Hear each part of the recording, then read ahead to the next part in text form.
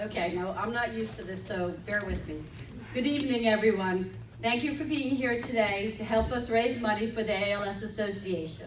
Most of you, if not all, know who I am. I'm Mary Ann. I was married to Roger for 35 years. I want to thank Greg and Connie Gross for hosting today's golf outing, and we are honored to have Roger's name associated with Greg. And once again, we want to applaud for you, Greg. So thank you.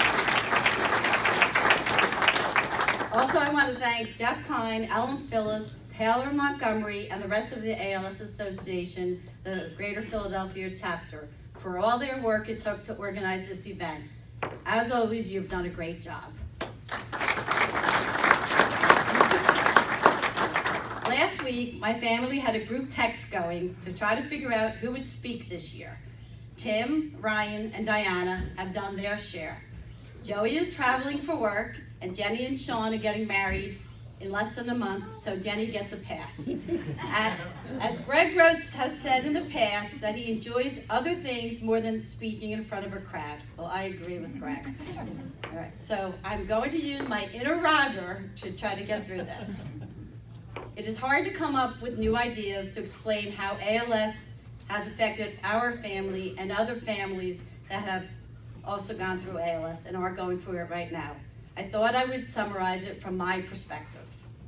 In January 2012, Roger noticed his muscles twitching across his arms and chest, and the twitching never stopped. The first diagnosis was benign fasciculation syndrome.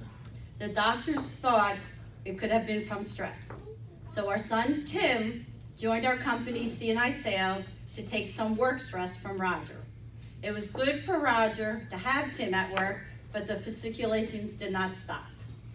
In February 2012, Roger had an EMG and the results were normal. So life went on without knowing what was causing the fasciculations. In the fall of that year, the next noticeable symptom was his voice. Roger was hoarse all the time, and we all know Roger loved to talk. All right, we went to Dr. Lauren Ellman at Penn a few times that year, and she noticed other symptoms such as weakening of the muscles in his hands.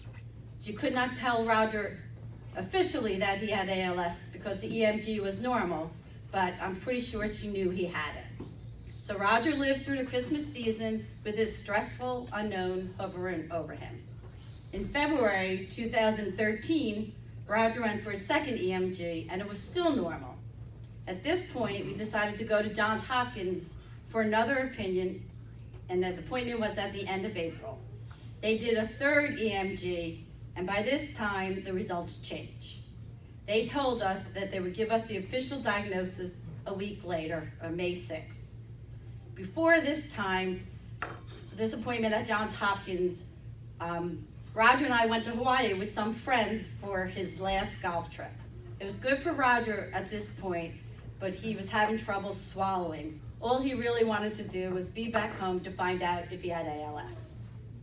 At some time prior to this diagnosis, Roger wrote letters to all 5 of our children expressing his love for them and mending any potential issues there may have been.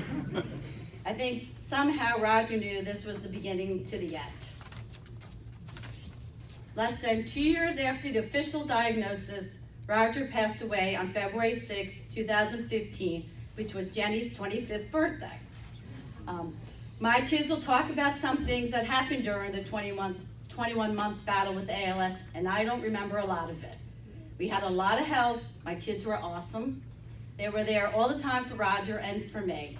Roger's mom and his siblings, Janice, Barbara, and Tom, who are here today, also were there all the time helping, and our friends were there to help cheer Roger up. They knew how to make Roger laugh. Recently, Roger's mom passed away at the age of 91. Her being on hospice the last few months of her life brought back a lot of memories from when Roger was on hospice. These are some of the things I must have blocked out of my mind for the last few years.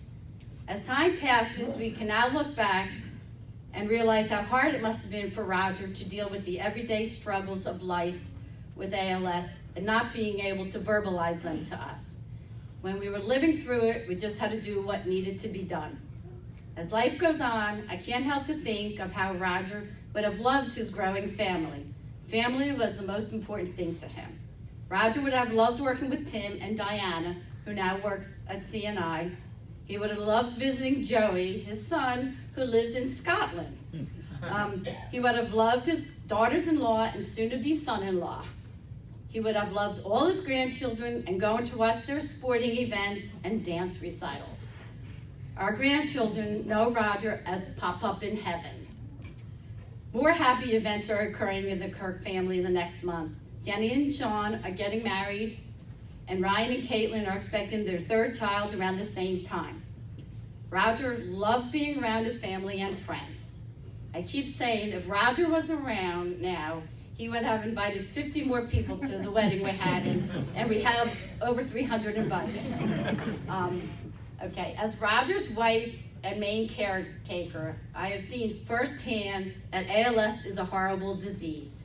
So we need to continue to help raise money for the families suffering with it now and for research to find a cure. We promised Roger we would continue to raise money so other families, per his wish, do not have to go through what we did. So again, I want to thank all of you for helping us keep our promise to Roger. At the same time, please tell a Roger story and have a good laugh. We say it a lot. We hope this outing is unnecessary next year, but in case it is, we hope to see you again next year. Thank you.